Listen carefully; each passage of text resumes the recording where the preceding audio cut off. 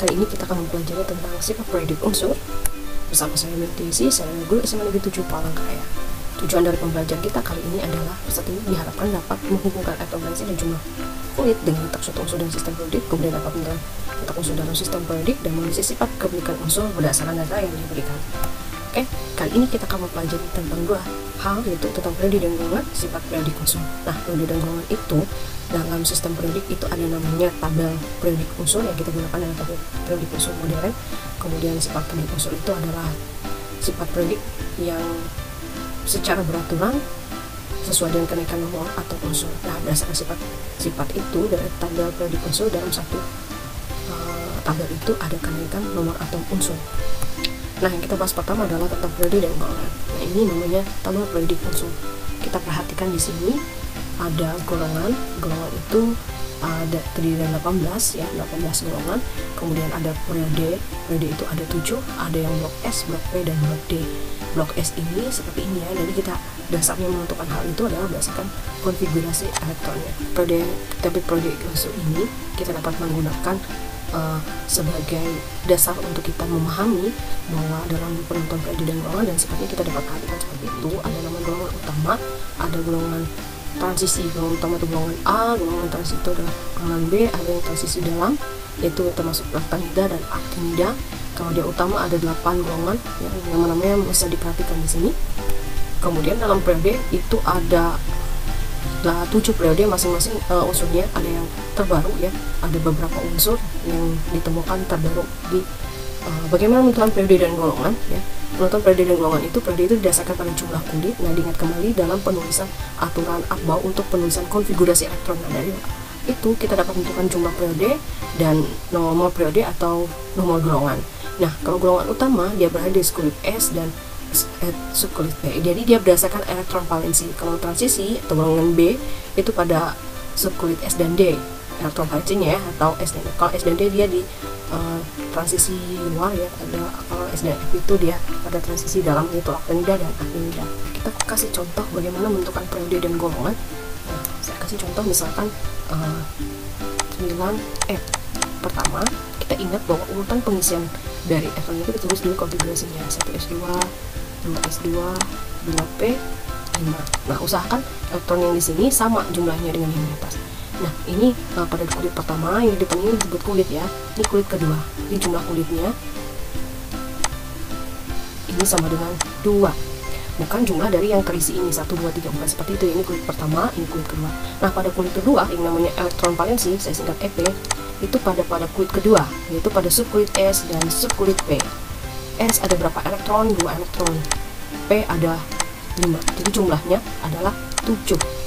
Ini untuk penentuan konfigurasi elektron dulu ya, supaya kita tahu menentukan bahan periode dan golongan. Nah, karena dia berada di terakhir terisi elektron valensinya S dan P, jadi untuk golongan,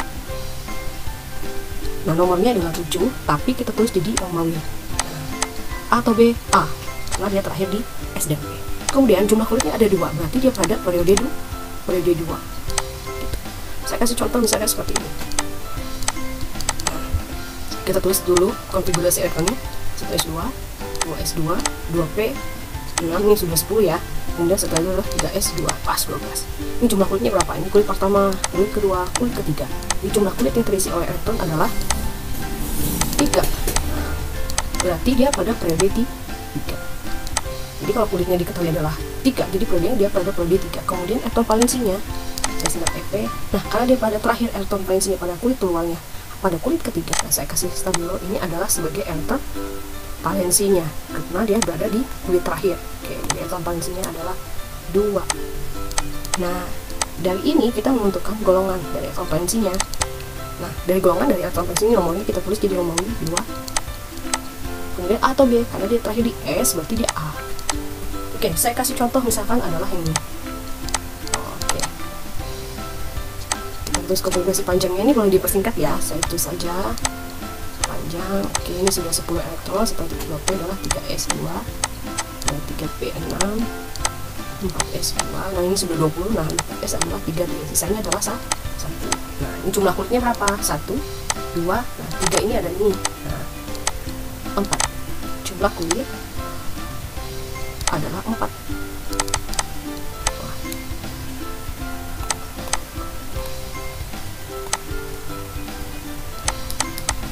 berarti dia pada periode 4.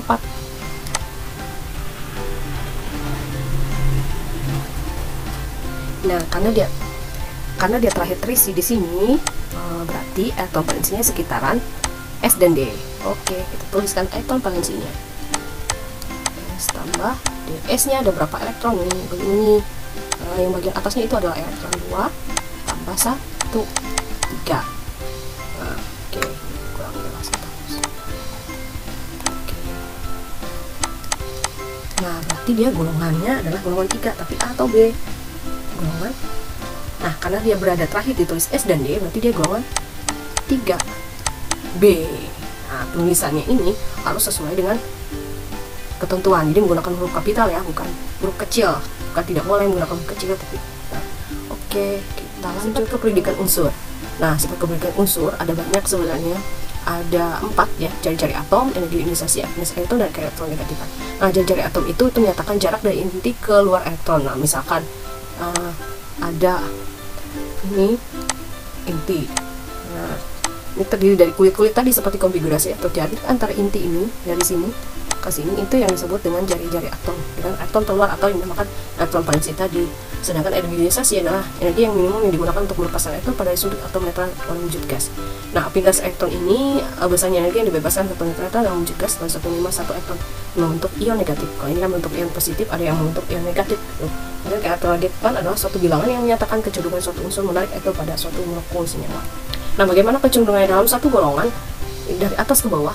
Jadi jari atom itu semakin besar, sedangkan dalam satu periode itu semakin kecil. Karena kalau dalam satu golongan ini pasti dua periodenya kan bertambah nih. Kalau jari-jari atom itu kan dalam satu periode dia sama misalnya. Apabila jumlah golongannya berbeda, periodenya sama. Nah, itu yang periode yang paling kecil, golongan yang paling kecil itu yang memiliki jari-jari atom yang paling besar. Sedangkan energi ionisasi itu ada kecenderungan dalam satu periode dari kiri ke kanan itu energi ionisasinya besar. Dan dalam satu golongan dari atas ke bawah energi ionisasi semakin kecil. Apabila berbeda periode dan golongan, kita lihat aja posisinya, mana yang paling kanan, mana yang paling bawah, seperti itu. Dan afinitas elektron dalam satu periode, afinitas elektron semakin besar, kemudian dalam satu golongan semakin kecil.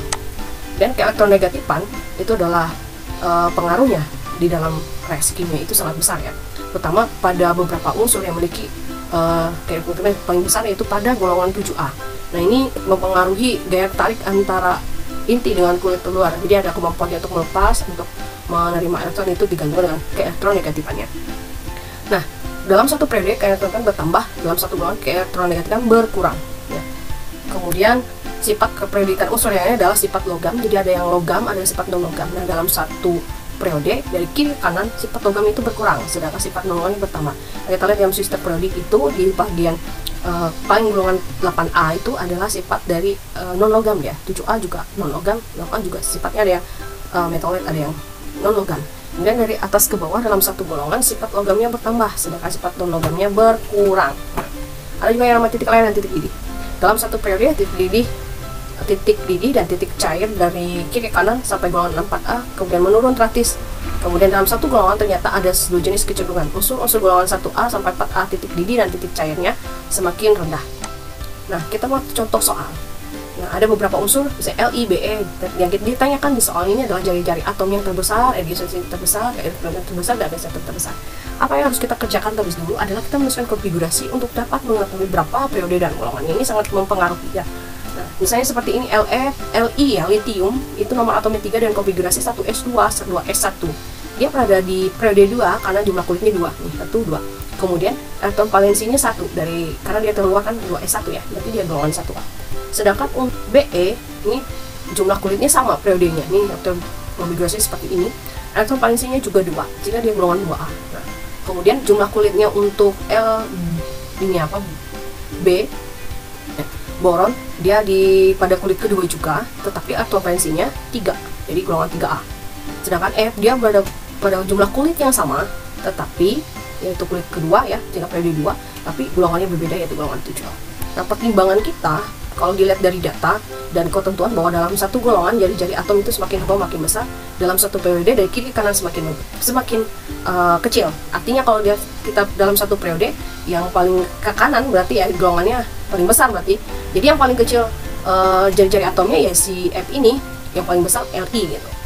Sedangkan energi ionisasi dari kiri ke kanan karena dia satu periode ya, maka yang paling besar ya energi ionisasi ini dimiliki oleh F, sedangkan afinitas elektronnya yang paling kecil adalah litium.